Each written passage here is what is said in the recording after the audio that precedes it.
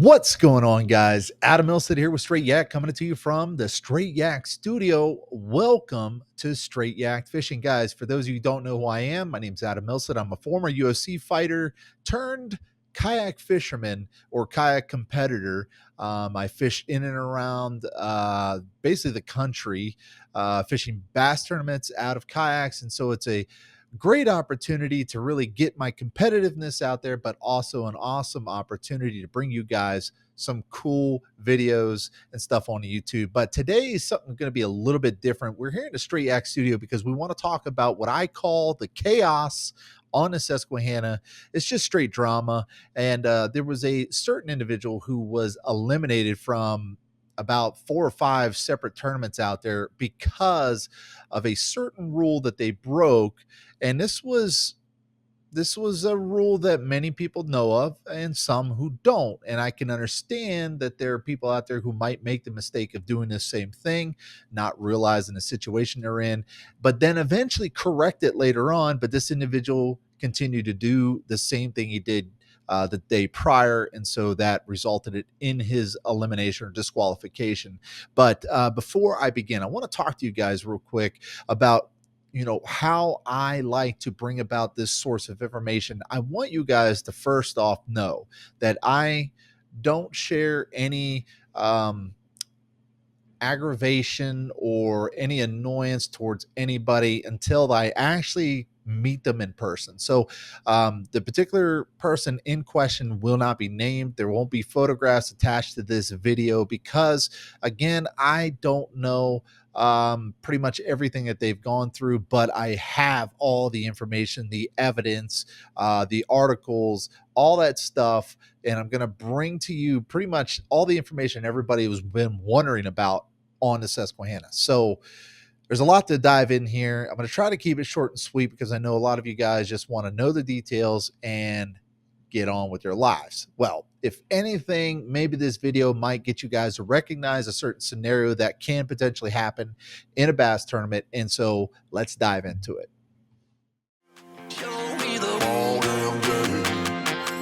My name is Adam Milstead. My passion was fighting for the UFC, but now it's kayak fishing. I compete in bass tournaments all over the nation. So, whether you're here to learn or just watch, welcome to my channel, Straight Yak'd.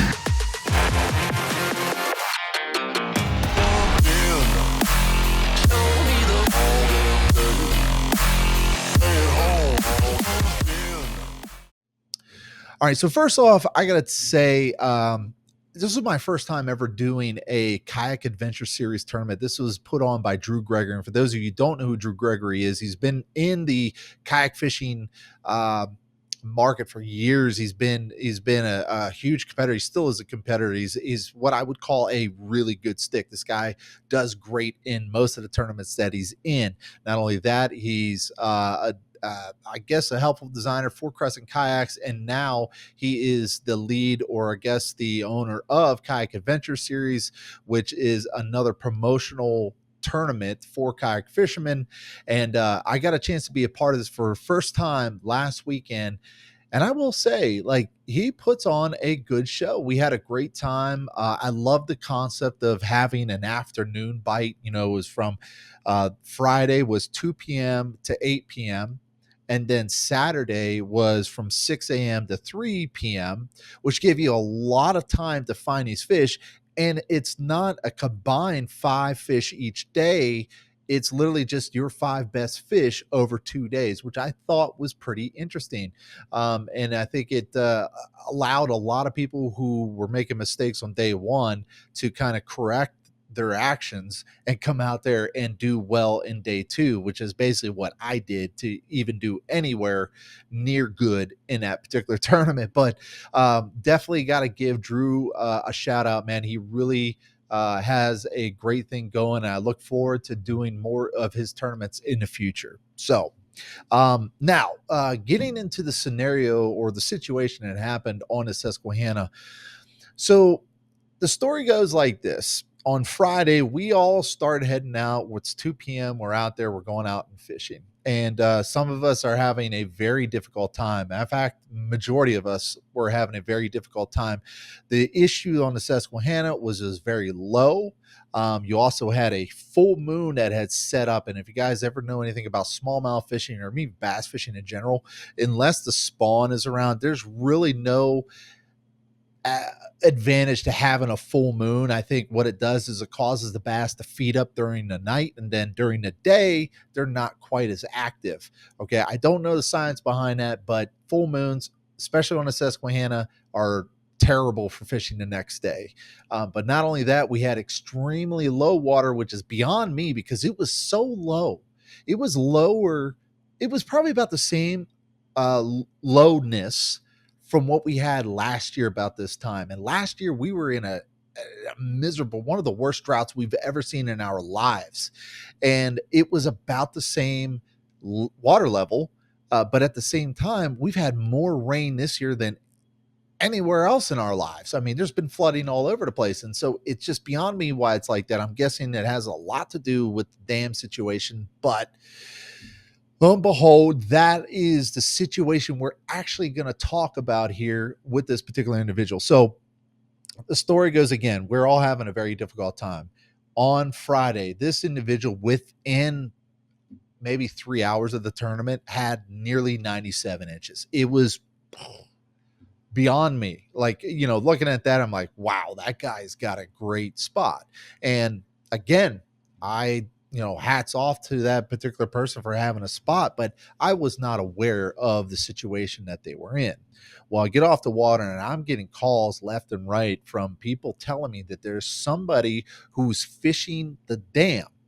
And I'm like, all right, okay, well, I fish dams. I know about that and a little bit about that. But the issue is that this particular individual was actually fishing nearly 40 feet from the dam. And what was really truly in question was not the dam itself, but the reason why the dam, or the reason why for the, everybody freaking out about this was because there was a fish ladder within that vicinity. And there is a particular code that I'm going to read off to you guys because I want everybody to understand. This isn't me saying this. This is literally the state of Pennsylvania telling you what to do when you are around fish ladders. Now, first things first, what's a fish ladder? Okay. And I'll be honest, I was a little new to this too.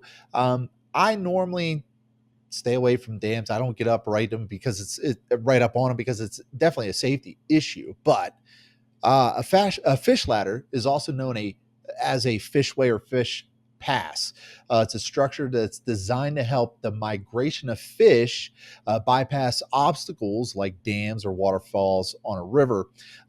So what this does is it provides a series of steps or pools beyond an actual dam itself that allows the fish to swim or leap their way up the stream. This enables them to reach their spawning grounds or feeding areas. So very important to fish conservation that these are installed in certain areas and certain waterways because, for the introduction of a dam to a river, you are definitely going to stop the migration of, like, one of the big ones for the Susquehanna is the shad. You get the hickory and American shad that spawn and require them to move up and down the river system. And obviously having a dam in place stops that.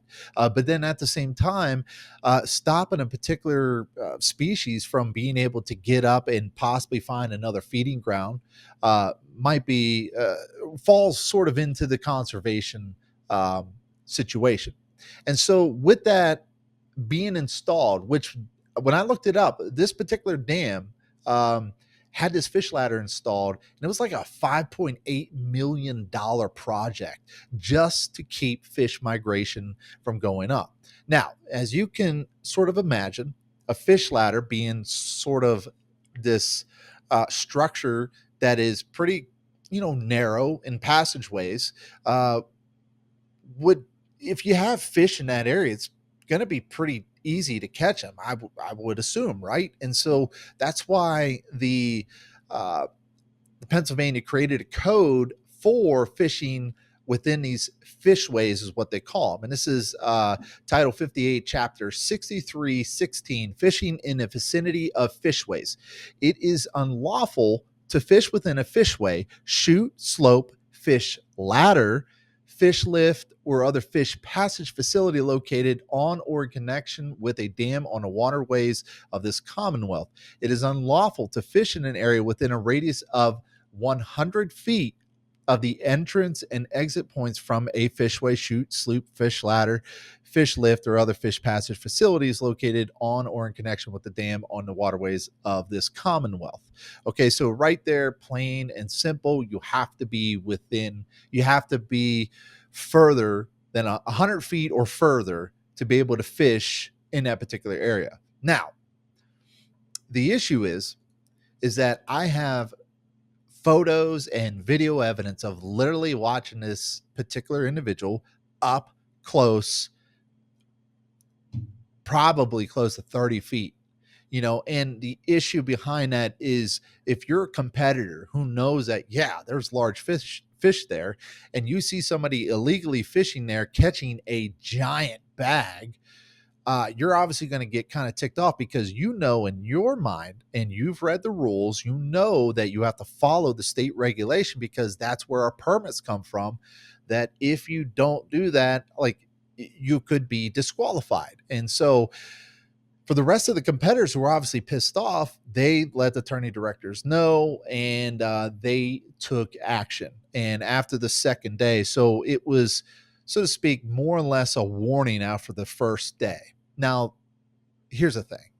I get it if you guys, and me personally, like, you go out to these areas and you find a place and you start fishing and somebody says you're not allowed to fish there, even if there isn't a sign that literally says no fishing. If I'm getting a message from the tournament director that says you're not allowed to fish there, I am not going to go back. I am also, even if it's a nonchalant like way of describing it on Tourney X, not trying to be sort of picked out from everybody else on all the other competitors. Okay, if I see like, hey, you can't be 100 feet from this particular dam and you are within 100 feet, it might be talking about you, and it might make sense to just maybe not fish there anymore. So the issue happened on Friday. They tried to address it, and sure enough, on Saturday, this particular individual ended up going back and doing the same thing. Now, when you do that and and you're wrong, that is a particular situation where you've got to call the character into question. Now, I don't know this guy. And from what I've seen, this guy catches big fish. This guy really does well on the Susquehanna. In fact, looking at his Tourney X profile, it seems like majority of where he fishes is just simply the Susquehanna. I see that he enters a lot of monthly tournaments, which in that case, if you're fishing in a monthly tournament and you got the Susquehanna in play and this guy knows where to catch giant fish, maybe he goes there quite often. I don't know, but I'm not trying to call this person's character into question without that person actually saying these things or being able to, tell their side of the story. But again, I have messages from all the attorney directors. I have all the pictures. I have people who I know and trust and care for, and people who I know are incredibly nice, will go out of their way to help anybody, who are pissed off and cussing to me about the situation. I know that is like a absolutely bad situation that this person has placed themselves in.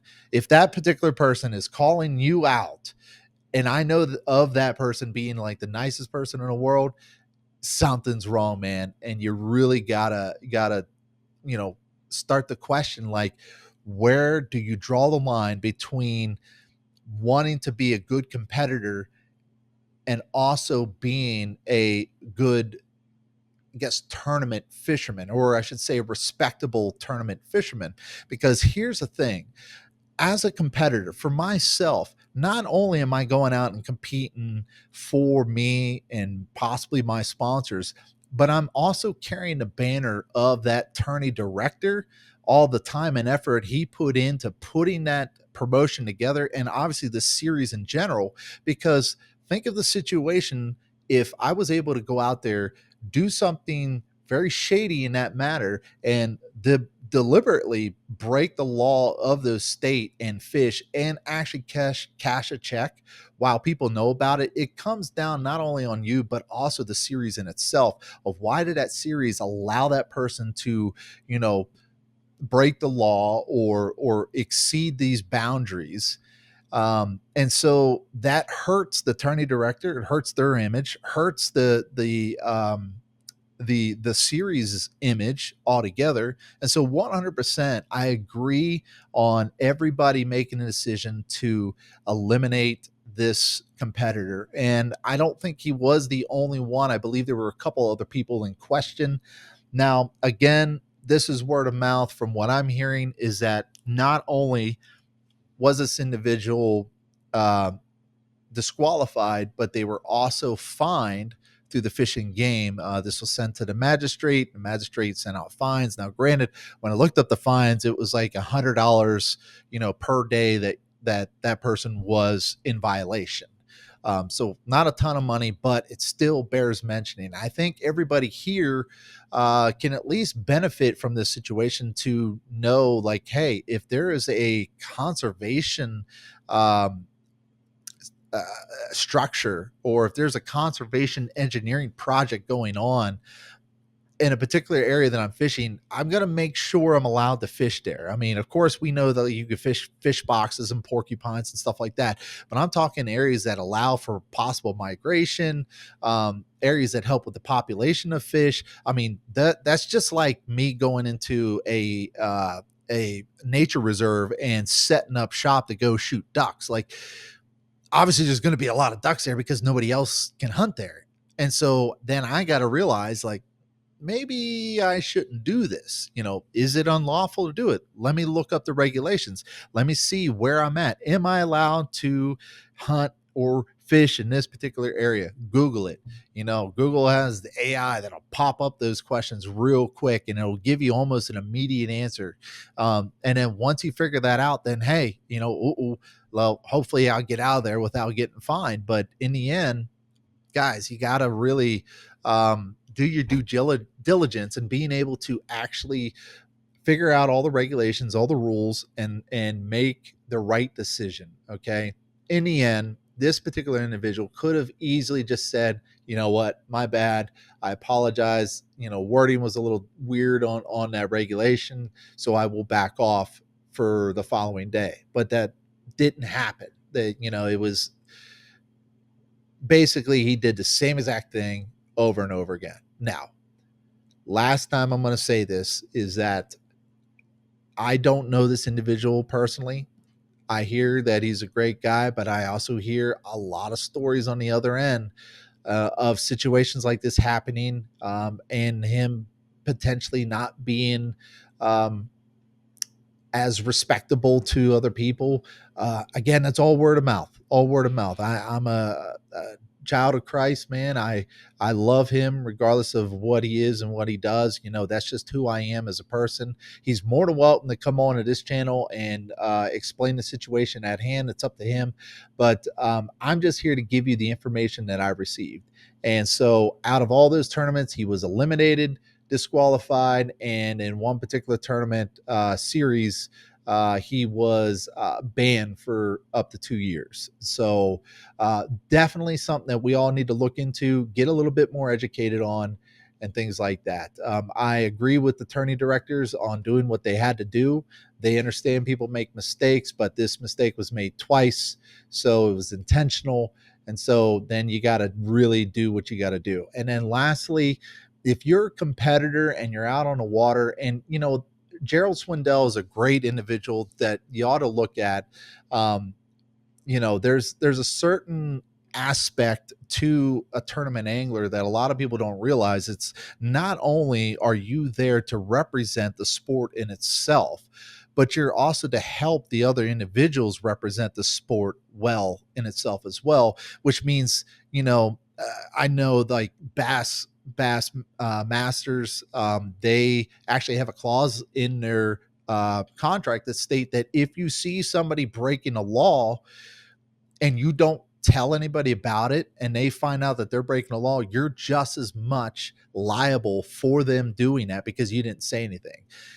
I hate to think that it's like a tattletale law, but it's basically what that particular individual is doing by breaking a law and putting you in that terrible situation that you have to say something. And so a lot of us are held to that same accountability when we're out on the water.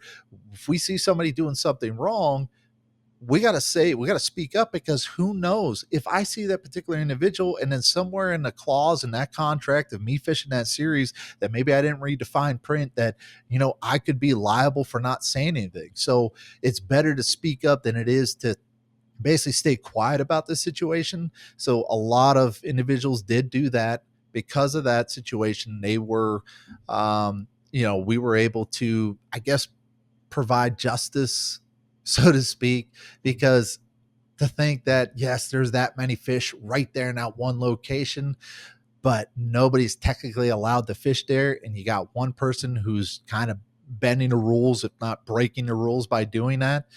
It would tick you off, wouldn't it? Like, especially for a lot of us who spend tons of money going out and supporting our sponsors, fishing these events, supporting the tourney directors, and supporting the series in itself.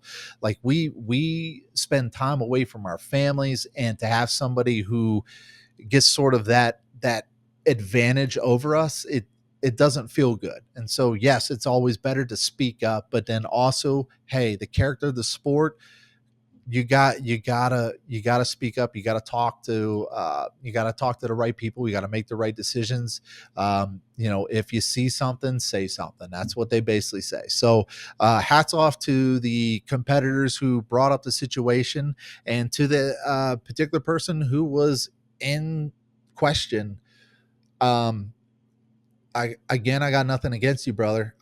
I don't know you personally, and I'm happy to have you on if you want to tell your side of the story. But in the end, things happened, rules were broke, and the best thing we could all do, even yourself, is that we all learn from it. We all get educated and we move on, and now have a brighter future and understanding the situation that happened out there.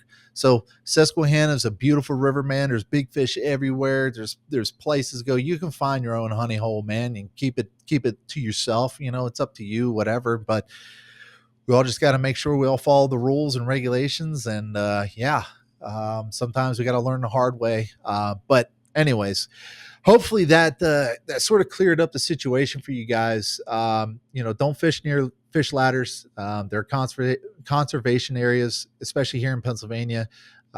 Make sure you follow the state laws and regulations. And if you're called into question about a situation, it's best just to go out and go somewhere else and not put yourself in that situation again. So that's my 2 cents. That's my opinion. And then those were the facts, because again, great tournament. Love KAS. Loved all the other tournaments that I was a part of. The team series for the KAS was great. And then this coming weekend, we have the, oh God, I'm going to think of it real quick. It's the Team Kayak Series. Wow, I could not think of it. Is coming this weekend, so you still have an opportunity to sign up for that. The Susquehanna was very stingy last weekend, which means probably this weekend it's going to be absolutely on fire, guys. All right, thanks for watching. Again, hopefully that cleared up some situation that and some rumors that were happening in and around what happened this weekend. But if you're brand new to the channel, guys, please hit that like and subscribe button down below. Without further ado, hopefully you get out on water, get yacked. Thanks for watching. Straight Yacked.